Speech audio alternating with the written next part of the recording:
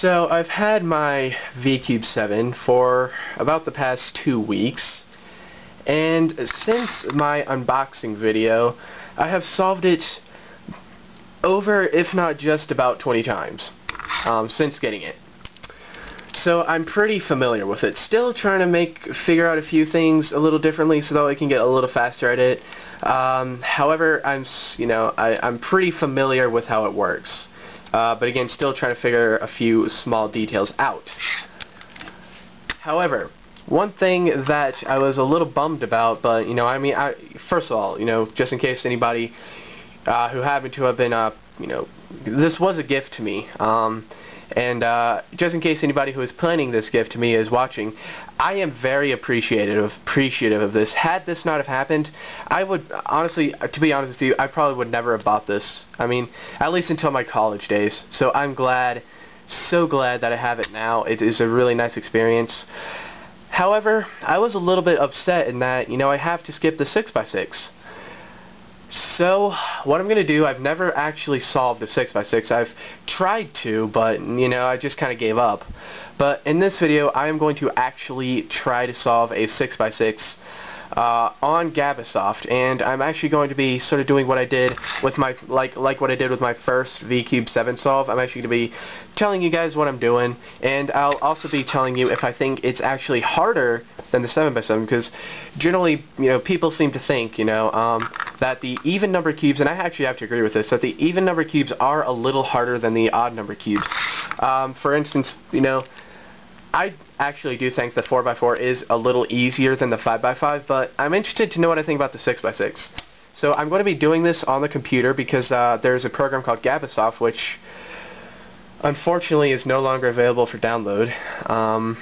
It really is actually a little sad, but I'm going to be solving a simulated 6x6, and again, walking you through it and telling you what I think about it. So anyway, without further ado, enough rambling, let's go ahead and get right into this. Alright, so let's go ahead and start solving this. So here's 6x6. Just clicked on the scramble button, which will automatically scramble it. Sped up one time. And there we go, it's all scrambled. So now I'm just inspecting it. Just like I am on the, like the 7x7 and, everything else, I am color neutral. I'm being color neutral here. And I'm starting with green like I usually do. And I'm more so color neutral on these even number cubes because in doing it starting with green, I can actually make sure I get the color scheme right because I memorized it, based off of blue being on top. So I just finished the green center, now I'm working on the blue center. And the way I'm doing it, I actually went back to my old method of doing the centers, which is I do a 2x2 block in the middle, then I send that to a 4x2 block, and then I add on the other sides. And I just finished the blue center. Now we're working on the white center. I had started doing it with lines, but I find that method takes me a little too long. So I actually like doing it this way better. Alright, so I just finished the white side. The white center, that is, excuse me. Now I'm working on the red center. And I think I'm working on red at least. Yeah, I am. There we go. We're almost done with red. So there's red. Just finished that. Now I'm working on the last two centers. So, yeah, going smoothly. There we go, just finished the centers. Now time for edge pairing, which is my least favorite step. I did find this to be a little bit difficult, but, I also find the 7x7 edges to be a little difficult, so just the way it is, I suppose. But, here I am, I'm pairing up the edges. Now, in a minute here, I don't know when, but you will see me actually click the undo button, and there it is right there. I just did it right there. I actually messed up on something, so I had to hit the undo button so that way I could get back to where I was, when I knew what I was doing. And I also hit the undo button one other time, like a few times, so. Still pairing up the edges. What I'm doing is, instead of doing like I actually did change my methods of pairing up the edges. Officially, when I did my first 7x7 solve, I started by doing the inner 3 edges and then doing it like a 5x5, but that takes way too long. So I'm doing like I do now with the 7x7, and now what I'm doing is I'm actually just pairing up all 4 at the same time, as opposed to doing the first, the inner 2 edges and then the outer 2 edges like a 5 by 5, because that just takes way too long. So I'm just doing, you know, all 4 at the same time. Saves a little bit of time. Although at the last 2 edges, you do I do find I play around with them a little bit because I'm still trying to figure out, you know, a very good way of solving them. Although in this case, I had a very nice last 2 edges, and I was actually able to treat it sort of like a 4 by 4, which is very nice. You know, I'm still working on the edges, not quite to my last 2 edges yet. So, still working on it. So, yeah. Let's see, I don't know if I've hit the undo button yet. You guys probably have caught if I have, though. So, still doing it. Alright, I think we're at the last 2 edges now. So, I'm about to do the parity algorithm. There's the parity algorithm. Alright, and now you see I've got this really nice case. I don't know if you're able to see it, but I'm able to treat it a lot like a 4 by 4. Okay, just finished pairing up the edges. Now it's a 3 by 3. So now I'm just pairing it like a 3 by 3.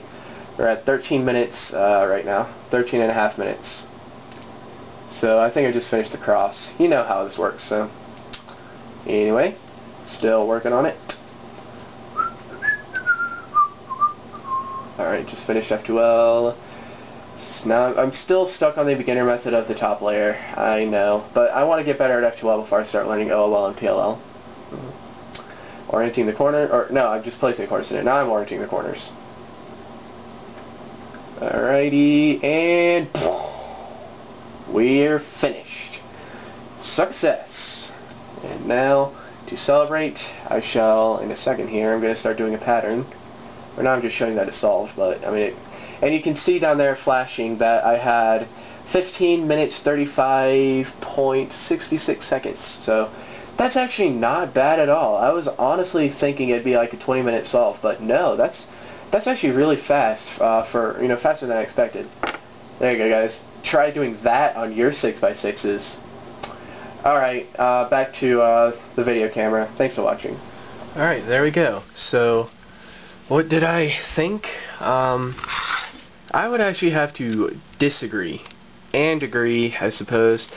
I have to agree to this idea that even number cubes are harder than odd number cubes because, well, if you take a look at, well, here, let's do a more simple comparison. Let's actually compare the 3 by 3 to a 4 by 4. You will see that on the 3 by 3, and actually here's another one, you have actual centers. So in the centers on the 3 by 3 are fixed. They will never ever change. In fact, here I'll actually scramble this one up so I can show you this. They'll never ever there's absolutely no way for the center pieces to move out of relation of one another. So let me see if I can show you what I mean. Alright, that should be good enough. Just need a demonstration here. So you can see that despite the fact that this cube is all nice and scrambled and this one's actually solved, you can see that if you look at the very center pieces, blue, blue, red, red, yellow, yellow, orange, orange, white, white, green, green. There's absolutely no way for them to move out of relation to each other. When, however, if we were to scramble up the 4x4, which has no centers, and actually I won't scramble because there's obviously centers, no centers, you kind of lose all concept of which side is going to be what color. So you kind of have to know the color scheme by heart, by memory. That's the only thing is you need to learn the color scheme of the cube. To me, that is the only real thing that makes it harder. And also that if you get the color scheme, you need to make sure that you get the color scheme right. Just because all the centers are a solid color on an even number cube does not necessarily mean that the centers are correct. You might need to go back through and double check that. So there is a bit of double checking involved in terms of center solving. And the other thing is parities. Yes, you don't get parities, period, on odd number cubes. I know some people are going scratching their heads going, I've heard people say that I've heard people talk about 5x5 parities all the time, and that's an odd number cube. And same thing goes with 7x7. No, those are not parities in my opinion. Those are just cases. They're not really parities. The way I think of parities, they're not parities. So, I don't know, just the way I think of it. But these you do get parodies on, and that is a bit of a pain to use. Now you will, I do sometimes use parody algorithms on the 7x7 to help me out with it, but that doesn't necessarily mean it's a parody. So, you know. But the reason why it's easier is because, well, first of all, I got a 15-second solve, and since I was on a simulation, if it were a physical cube, that were, if it were a physical cube, I'd be actually probably a little faster than 15 minutes, and 15 minutes is still, like, more than 5 minutes faster than what I could do on the 7x7, the physical one. Never tried a simulated 7x7. So that's that, and B, it's simpler.